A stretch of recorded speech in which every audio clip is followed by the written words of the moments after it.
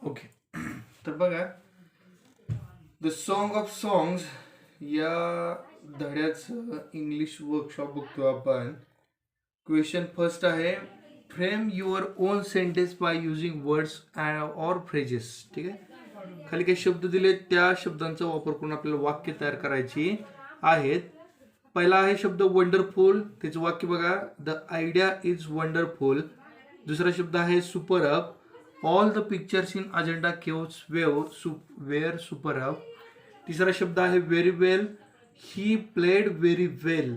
त्यानंतर शेवटचा शब्द सो ब्युटिफुल अँड डिवाइन. त्याचं वाक्य बघा मग, Tukaram abhangs are so beautiful and divine.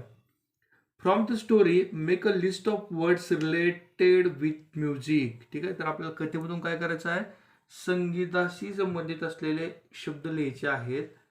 तर पहिला शब्द आहे म्युझिशियन, दुसरा आहे तनपुरा, तिसरा आहे राग, चौथा आहे स्ट्रेन, पाचवा आहे सिंग, सहावा नोट, त्यानंतर डिवाइन आणि शेवटी सिंगिंग. ओके. प्रश्न तिसरा आहे, काय सांगितलं बघा, तर हु सेड टू हुम अँड फेन व्हाय. ठीक आहे, कोण कोणाला म्हणालं आणि का म्हणालं ते सुद्धा तुम्हाला सांगायचं आहे. पहिल्यांदा काय म्हणलं बघा, then I must have him sing in my court. कोण म्हणाला असं, अकबर म्हणाला. कोणाला, तानसेनला. का म्हणाला किंवा केव्हा म्हणाला, Wien Tansen told him about Haridas, Sant Haridas. दुसरं वाक्य, I shall go as a humble lover of music. कोण म्हणाला असं, अकबर. कोणाला, तानसेनला. कधी किंवा का म्हणालं, तर when Tansen said that Haridas, Sant Haridas won't come in the court. चौथा प्रश्न बघा, त्यामध्ये हाऊ कॅन आय, तिसरा आहे what has happen to you. कोण म्हणाला असं, संत हरिदास. कोणाला, तानसेनला. कधी केव्हा, तर when Tansen made a deliberate mistake.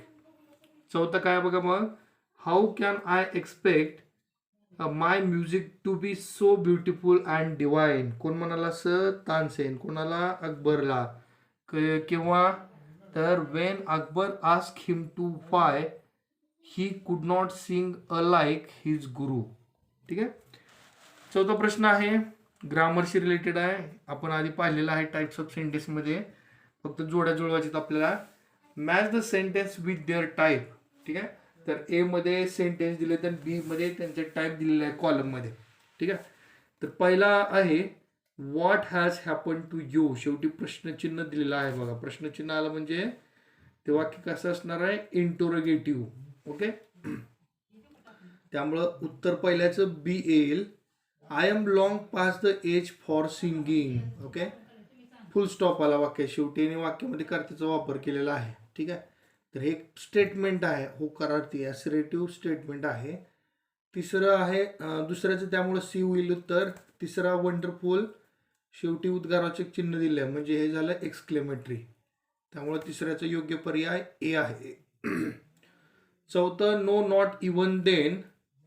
चौथा जो आहे तर नकारार्थी वाक्य आहे, त्यामुळे निगेटिव्ह येईल.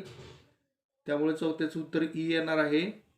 टेक मी टू हिम, पाचवं जे आहे ते कमांड दिले बघा, आज्ञा दिलेली आहे. याचा अर्थ हे वाक्य कसं असणार आहे, तर इम्पेरेटिव्ह या प्रकारचे हे वाक्य असेल. सगळ्यांचे दिले तुझे उत्तर. ओके, त्यानंतर पुढच्या प्रश्नात काय करायचं बघा, make as many words as you can from the word exported. तर या शब्दापासून तुम्हाला शक्य होईल तेवढे शब्द तयार करायचे आहेत. लिहित वरती शब्द मी काही, तुम्ही काही नवीन वेगळे शब्द तयार करू शकता. प्रश्न 6, write T for true, N T for not true and C N S for cannot say.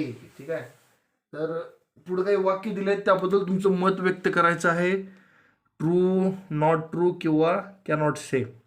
पहिलं आहे, emperor Akbar greatly admired Tansen music but now he was bored with it. तर याचं उत्तर आहे सी एन एस म्हणजेच can not say. Akbar was arrogant and expected all his subjects to obey his command. तर हे आहे not true, N T. Guruji recognise the king, तर ह्याचं उत्तर आहे CNS, cannot say. In spite of being a great singer Tansen continue to make deliberate mistake, true आहे. याचा संदर्भ आला आपल्याला धड्यामध्ये.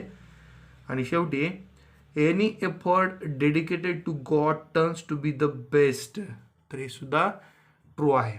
ठीक आहे.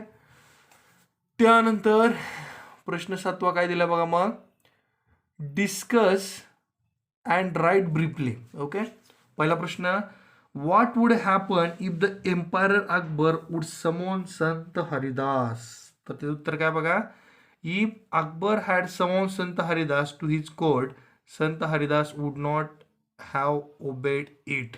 ठीक आहे. आणि दुसरा प्रश्न त्यामध्ये, what if you find a blind person singing song melodiously for begging, तर त्याचं काय करायला अशा वेळी तुम्ही, तर if you find a blind person singing song melodiously for begging I will give him money as alms. Okay.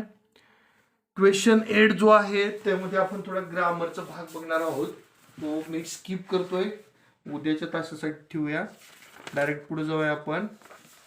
तर काय सांगितलं बघा मग, क्वेश्चन 9 काय करायचं तुम्हाला, divide the class into 2 groups, teacher divide the story into 2 part, each group should be allotted 1 part converted to a play, a skit format, combine the 2 parts such that the entire story is converted to a play, also give a suitable title, present the play in your class.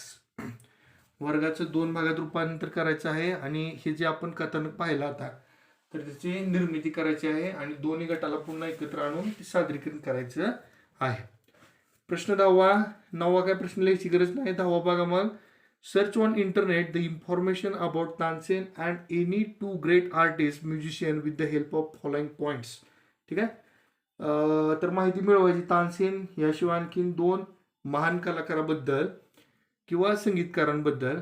तर त्यांचं नाव पाहायचं आहे तुम्हाला, त्यांचं जन्मस्थळ, place of birth किंवा music art कसे कसे काय शिकले ते, आणि अवॉर्ड्स आणि हॉनर्स कोणकोणते सन्मान त्यांना मिळाले ते सुद्धा लिहायचं आहे. आणि एक ॲक्टिव्हिटी दिल्या बघा ह्या धड्यामध्ये, collect any 5 stories of Akbar and Birbal, write present any one of them in the class. ठीक आहे. 5 कथा मिळवायच्या अकबर बिरबलच्या आणि त्यापैकी एक सादर करायची आहे वर्गामध्ये.